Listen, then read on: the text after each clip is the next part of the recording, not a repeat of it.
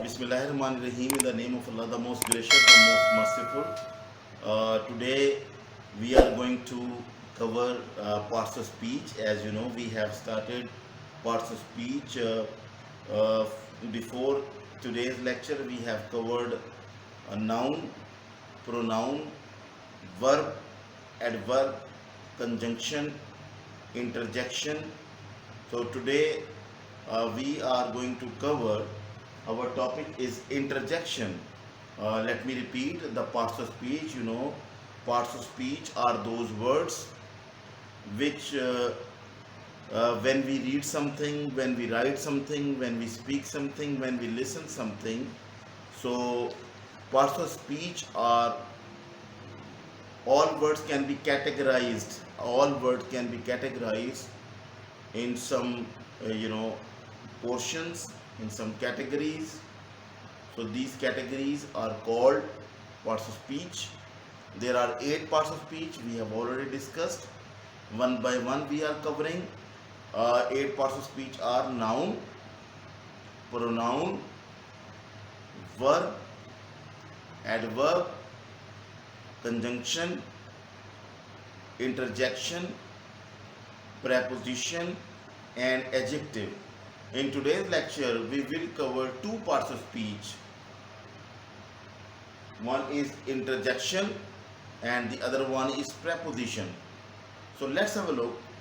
Interjection are those, first of all, interjections are those words, which show our sudden feelings of joy, sadness, or surprise. Let me repeat the definition. Interjection are those words which convey our sudden feelings of joy, sadness, or surprise. They do not have their meanings, but they convey our emotions, they convey our sudden feelings. Feelings can be of 2 types, the feelings of happiness, the feeling of sorrow, and sometimes we also show the feeling of surprise. So these are those words which show our feelings of happiness or our feelings of sadness or our feeling of surprise.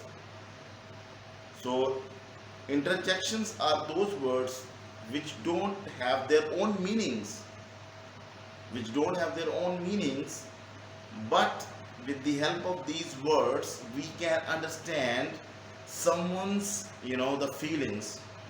These feelings can be in happiness, these feelings can be in sadness, and these feelings can be of surprise.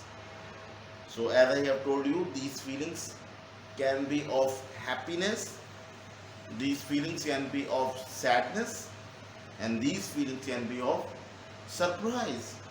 So today our topic is interjection. So some with this an interjection is a word which is used to express sudden feelings or emotions. You can see the definition is written over here. An interjection is a word which is used to express sudden feelings or emotions. We can see some examples as well. Hurrah! We have won the match. When someone says hurrah, so that shows the feelings of happiness, that someone is very happy, and in that excitement and in that happiness and in that rejuvenation, in that the pleasure state, someone is expressing. So likewise, alas, he is no more. So the feeling of sadness are also there. Alas, look at that. Alas, he is no more. When someone dies, when someone leaves this world, when someone is, has met his end, so we say he is no more, he is died. Inna lillahi wa inna ilaihi rajiun. So when this feeling, when we want to convey the feeling of sadness, so we say, alas, he is no more. Likewise, we can say, alas, we lost the match. Alas, he met an accident. Alas, he became the victim of accident. Alas, two trains collided with each other. Two trains collided with each other. So these sort of feelings are called interjection. As I have told you that these words don't have their own meanings, but by their addition in the sentence, by their speaking, we can understand that someone's feeling, either someone is happy or sad or surprised.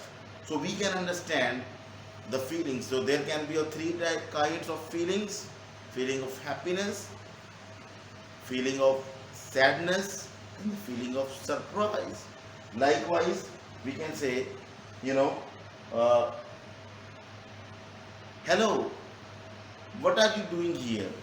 Hello, what are you doing here? Just to get someone, you know, attention, just to get someone attention, we say, hello, what are you doing here? What are you doing there? Why are you going there? Why are you coming here? So the word hello, just to get the attention of someone, we also use this word as a interjection. So interjection are those words which are used to convey the feelings, the feeling of happiness, the feeling of sadness, or the feeling of surprise. Yes, these interjection, sometimes some group of words, a group of words also convey some, feelings, like, you know, uh, when you are showing, some group of words are also used to convey the certain feeling.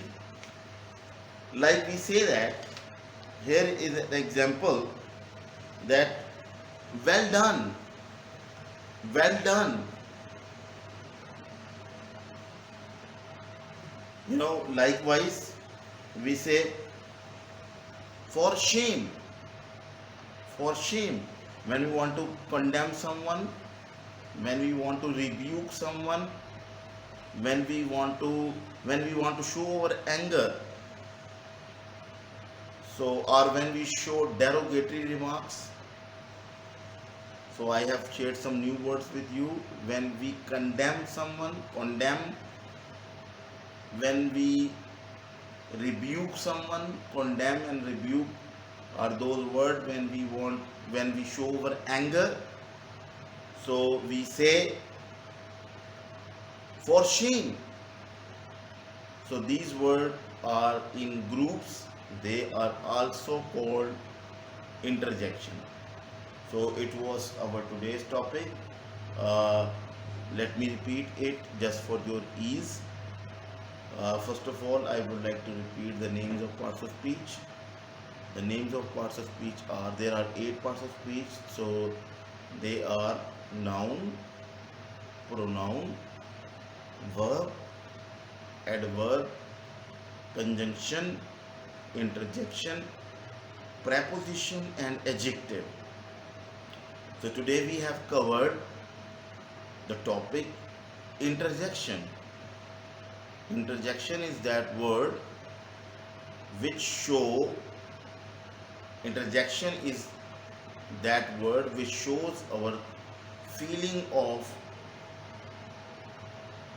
happiness, the feeling of sadness, or the feeling of surprise. As I showed you that when we convey our feelings by certain words, so they are called interjection. As I have already told you, interjection don't have their own meanings. They don't have their own meanings, but they add meaning in the sentence. If we are in happy mood, we say, "Hurrah! We have won the match. Hurrah! Pakistan is announced as a tourism paradise. Hurrah! The Pakistan is appreciated due to its culture." So this kind of the feeling of happiness when we say, when we utter the word, when we utter the word in happiness, so we say hurrah. Likewise, we say alas when we want to show the feelings of sadness. So we convey with this alas. Alas, he is no more. Alas, the accident was terrible. The accident was terrible. Alas, the earthquake took the lives of many people. Alas, the flood is imminent. Alas, the flood has damaged the crop. So this kind of words which convey our feeling of happiness and sadness. And likewise, sometimes we also show our surprise, like, wow, what a beautiful picture. Wow, what a beautiful garden. Aha, I have never seen this environment before. When we go to museum, so we say, wow, what a beautiful painting. So this wow shows our surprise. This is also a part of interjection. So we say those words which show our feelings of happiness, sadness, or surprise are called interjection. So this was our today's topic. Hopefully you have understood it. But if you have had any query, any question regarding it, so please feel free in your question answer session. Noted down your question regarding it. I hope you have found it quite easy to understand. But we are very much open and available to you. If any question come to you, you can also get its clarity. So this was the first part that I covered today of interjection in parts of speech. So the next topic is our preposition. Likewise, preposition are small words like in, on, at, over, into, this kind of words which create a link between noun or pronoun or the thing. They are called preposition. Let me repeat the definition before you. A preposition is a word placed before a noun.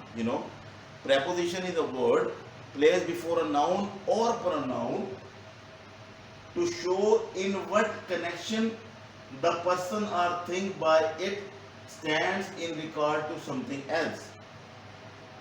So in order to create an ease, you can understand that preposition is that word which shows the place or position of something. For example, we say, who is knocking at the door? Who is knocking at the door? So here the preposition is at. And some other example, he is fond of tea. He is fond of tea. So these of is preposition. I spoke of. Of is called of and off is called off. The pronunciation of of is of, like we are giving the v sound. Of is called of. Here is another example. The keys are in the drawer. The keys are in the drawer. So in, the word in is preposition because it is telling it the position of keys as well. The keys are in the drawer. The word is drawer. DWDRAWER, drawer.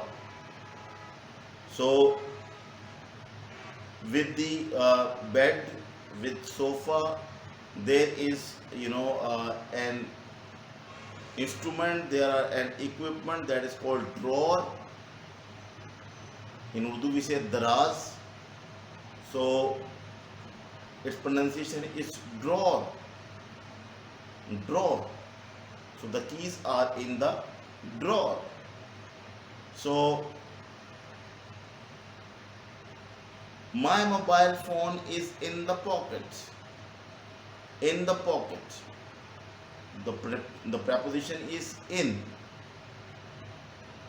He jumped into the water. Into. He jumped into the water. He jumped into the water. So these are the prepositions which show the place of something. So we can know, we can understand that where is that thing found, what is the relationship of noun or pronoun with that certain things. So the preposition are those words like of, on, in, to, at, over. This kind of small words are called preposition. Although these words are very small, very short, but their impact is very huge. They play an important role in the sentence. They play very important role in the sentence. The bike is outside the college. The bike is outside the college. So where is the preposition? Outside. The students are sitting in the college. The students are sitting in or inside the college. So these are there. The birds are in the trees. When we say where are the birds are in the trees. So my hand is at the board. My hand is at the board. The books are on the table because they are lying on the surface, on the plain surface. They are on. Something is on. That is why we say on the book. The marker is on the table. The notebook is on the table. So my hand free is on the table. My face mask is on the table. So likewise, the keys of my bike are in the pocket. The keys of the bike are in the pocket. My mobile set is in the pocket. So with the help of these words we can understand. But sometime the prepositions don't follow the rule or don't follow the concept. Like with confidence, with the word confidence, we speak, we have confidence in our children, we have confidence in our parents, we have confidence in our friends, we have confidence in our countrymen. But if I have to speak confident, he is confident of his talent. Here we will use of. He is confident of his talent. He is confident of his preparation. He is confident of his preparation. So the word of is spoken. Likewise, sometimes we speak about. He is very careful about his health. He is very careful about his fitness. He is very careful about his exercise. He is very careful about his diet. So for all these words, we say about. When we say careful, when we speak careful, we use about. Sometimes we speak of with conscious of. He is conscious of. He is conscious of his health. He is conscious of his dressing. He is conscious of his duties. So the word when we speak the word conscious, we use the preposition of. So these preposition are sometimes we speak abide when we are talking about rules. So we say abide by. Please abide by the rules. Please abide by the instructions. Please abide by the norms. Please abide by the SOPs. Nowadays, this word SOPs is very common in speaking. This word abide by, is very common in speaking. This word SOPs, standard operating procedure. Standard operating procedure. So when we speak the word complaint, with it we speak the preposition against.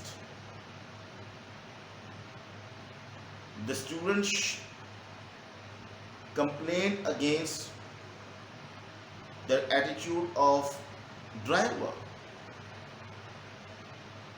Complaint against.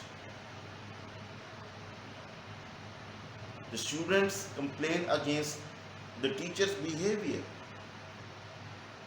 Complained against. So when we use the word complaint, we speak against. So as we have covered this topic today, let me repeat. So today's topic was preposition. These prepositions play very important role for showing the position. So far we have covered parts of speech, 7 parts of speech. They are noun, pronoun, verb, adverb, conjunction, interjection, preposition. So in the next lecture we will cover adjective. In this way our parts of speech topic will be covered. So I hope you have understood it. But by the way, if you have any question in your mind, please don't shy. Whenever you get an opportunity, you can write those questions.